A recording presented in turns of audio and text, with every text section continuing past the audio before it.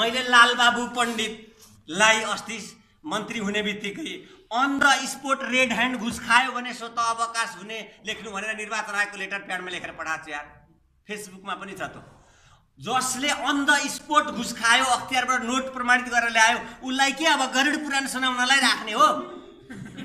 उसलाई on the spot अवकाश दिने भने यो भ्रष्टाचार गर्दै गर्दैन भन्नुहोस् त।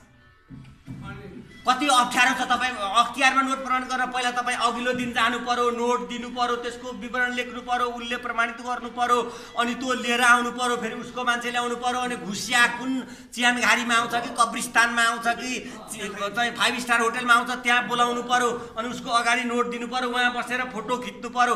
कम अप्ठ्यारो छ बिचरा। ती मान्छेलाई अन द स्पोट अवकाश दिने हो भने एउटा त्यहाँबाट सुध्रिन्छ। मेरो घरमा दोहोऱ्याएर भन्दैछु, साइकल छैन, मेरो असिस्टेन्टको कार कहाँबाट आयो? केपी ओलीले किनिदिएको हो, गोकर्ण विष्टले किनिदिएको हो, मेरो सचिव महेश दाहालले किनिदिएको हो, अनि मलाई सरुवा गरेको हो? त्यसको थाहा चाहियो मलाई।